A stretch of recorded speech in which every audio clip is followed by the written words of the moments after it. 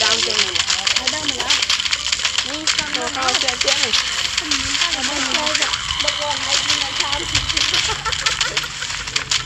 chơi cái miên đi hay thông một bài lên hạt thu ta tụi lại có ta ăn cơm một chiếc nữa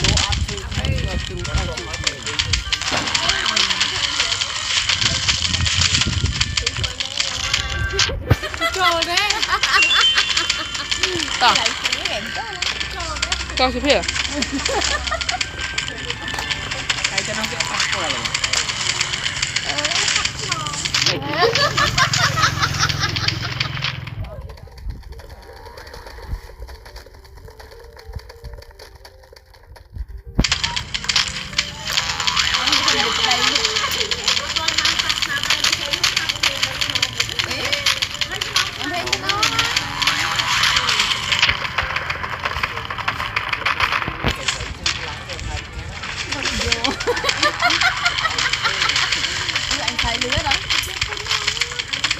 tinh ngồi thôi đâu nè bao chả phong rồi nè kìa à phong cho mấy anh bật tục nhau mấy đứa mạng nhau vậy rồi mà trẻ ta cao rồi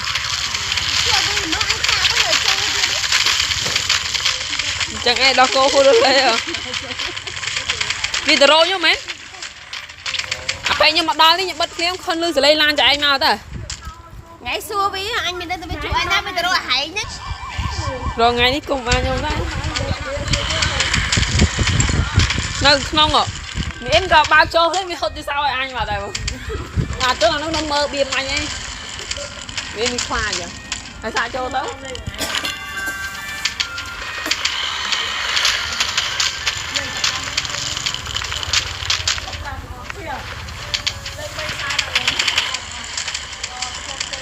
buôn đập muối của muối đập pì bát mình từ sáng đang đây đâu bị ếch nọ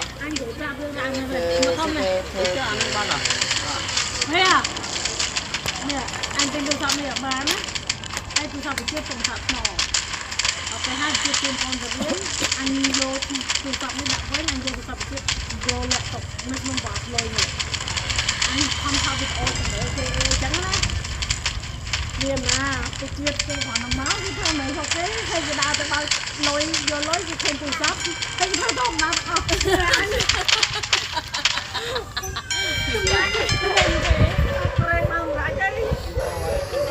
lại duy đi quanh tới đi tôi không thấy đâu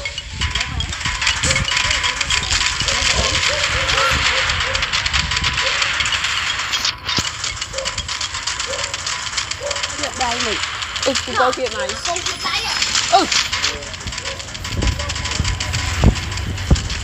phong kiếm hay là thôi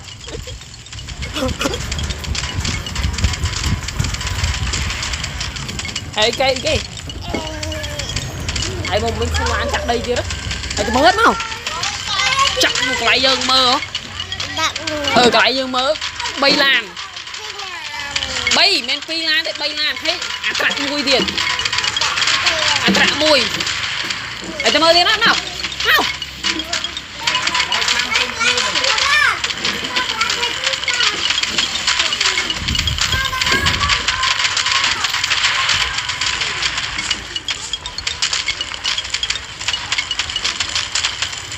miếng ca đây nè miếng ca đây nè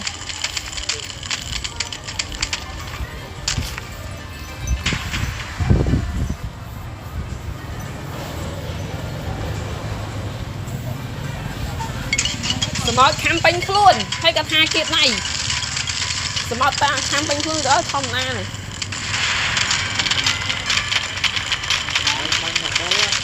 đừng tiếp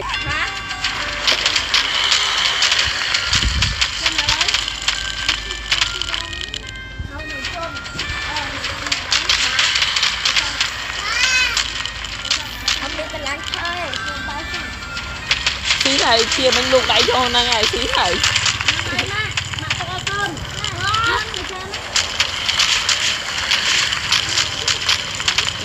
mà khơi như kia coi canh chứ mà đây á cho lòng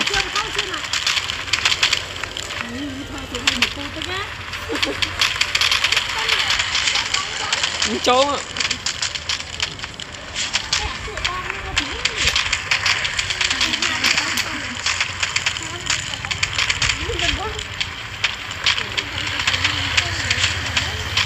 Ăn cỡ á.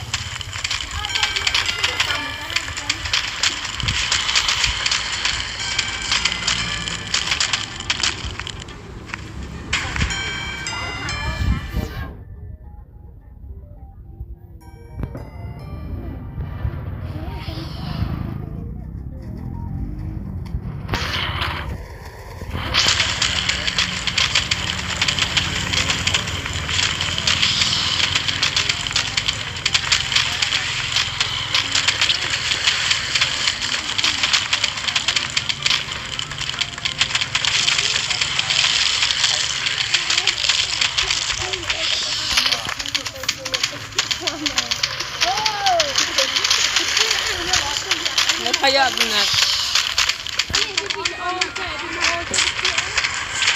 nè chla đó. Nè mẹ thơi kìa thơ con lan này. Tôi xua được bốn mà hai thơ con lan. Chị đô một lòi đấy. Ấy thì mình ăn khô này.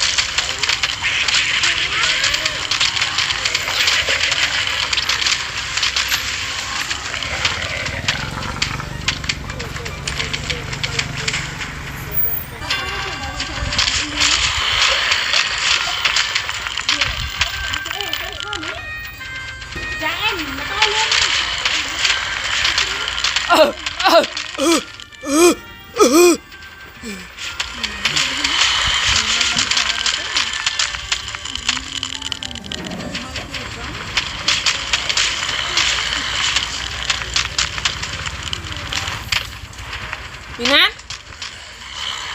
Lo nơi nó lo.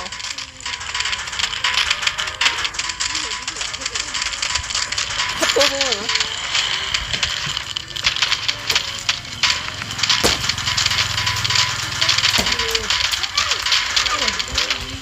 Vai sẽ ngồi đây. Con mỹ này.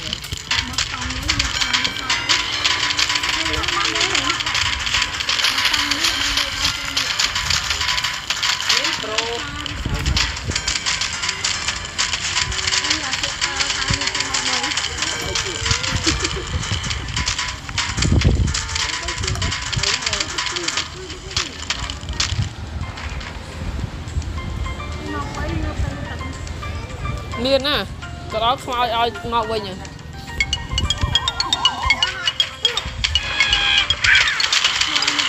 Đó, hạ bật này dục lên.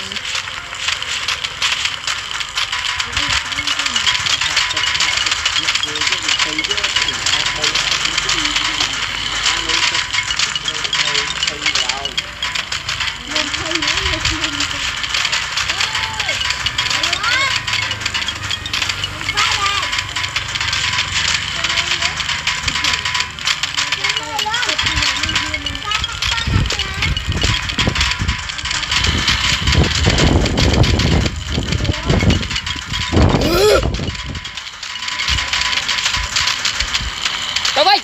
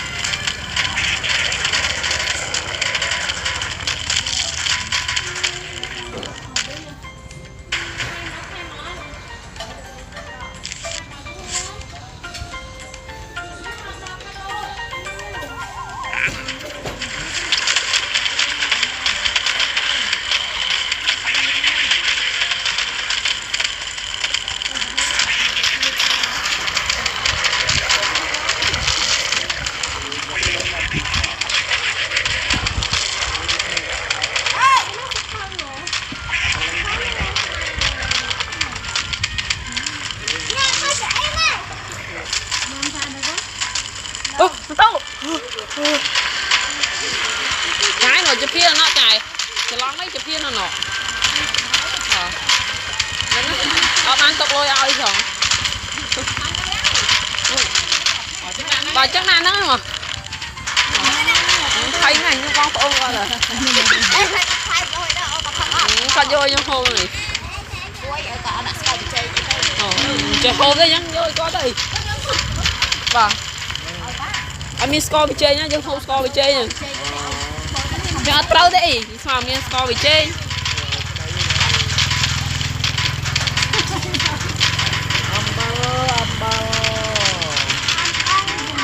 học score bị chơi không sao sáng mới chơi hồn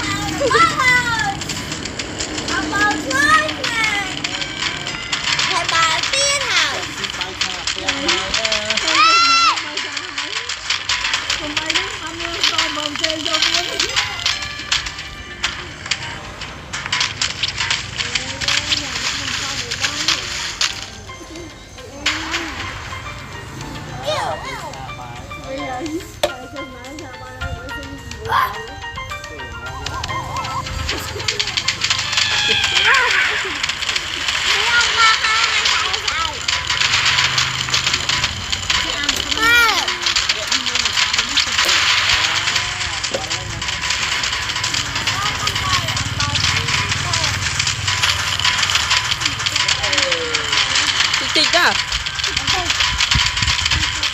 Không anh.